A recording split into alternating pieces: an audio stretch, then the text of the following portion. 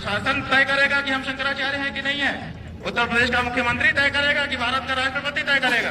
कोई धर्म के खिलाफ आचरण करता है, क्योंकि ऐसे तमाम कालनेमी होंगे जो धर्म की आड़ में सनातन धर्म को कमजोर करने की साजिश रच रहे हैं। पूज्य शंकराचार्य जी के चरणों में प्रणाम है, वो बढ़िया स्नान करें, उनसे प्रार्थना है और यह विषय का समापन करें, ऐसे आग्रह। कुंभ नगरी प्रयागराज में माघ मेले के दौरान जो विवाद शुरू हुआ था वो अब साधारण प्रशासनिक टकराव नहीं रह गया। मौनी अमावस्या के स्नान को लेकर शंकराचार्य स्वामी अविमुक्तेश्वरानंद और मेला प्रशासन आमने सामने आए और यहीं से एक ऐसा धर्मयुद्ध शुरू हुआ जिसने सियासत को भी दो फाड़ कर दिया।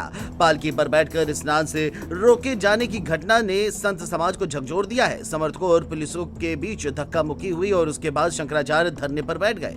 देखते देखते ये मामला प्रयागराज से निकलकर लखनऊ और दिल्ली तक गूंजने लगा। सवाल सिर्फ स्नान का नहीं रहा बल्कि सम्मान, अधिकार और सनातन परंपरा का बन गया। विवाद उस वक्त और भड़क गया जब मेला प्रशासन ने शंकराचार्य को नोटिस पर नोटिस थमा दिए। एक तरफ सुप्रीम कोर्ट में पद को लेकर मामला लंबित होने की बात कही गई, दूसरी तरफ मेला से बाहर करने तक की चेतावनी दी गई। संत समाज ने इसे अपमान बताया और इसी बीच योगी का कालनेमी वाला बयान सामने आया। बिना नाम लिए कही गई बात ने आग में घी का काम किया। समाज के बड़े वर्ग ने इसे सीधे तौर पर शंकराचार्य के ऊपर हमला माना है।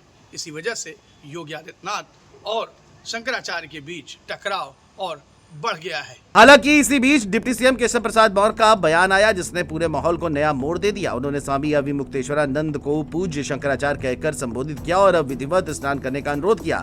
साथ ही ये भी कहा कि संतों के अपमान की जांच होगी और दोषियों पर कार्रवाई होगी। ये बयान कई मायनों में अहम माना जा रहा है। एक तरफ योगी सरकार का सख्त रुख दिख रहा था तो दूसरी तरफ केशव मौर्य का नरम और सम्मानजनक संदेश सामने आया।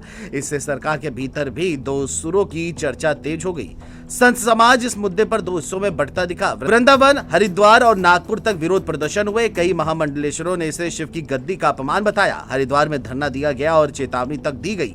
बाबा रामदेव ने संयम की बात कही लेकिन साथ ही किसी भी साधु के अपमान को अस्वीकार बताया। देश भर के धार्मिक मंचों से अब ये आवाज उठने लगी है कि प्रशासन को माफी मांगनी चाहिए, क्योंकि ये मामला किसी एक व्यक्ति से जुड़ा नहीं, पूरी सनातन परंपरा से जुड़ता जा रहा है।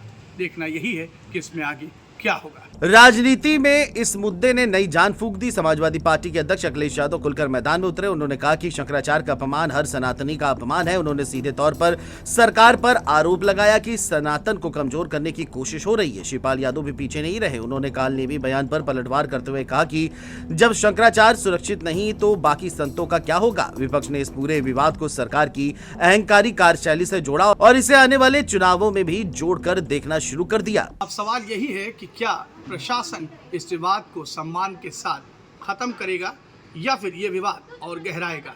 आने वाले दिनों में इस सनातन के टकराव के साथ लगातार जो दिशा दिख रही है वो आने वाले समय में भी सनातन की विमर्श की दिशा तय करेगा और ये एक बड़ा प्रश्न बनेगा जिससे नए मोड़ पर राजनीति उत्तर प्रदेश की जा सकती है।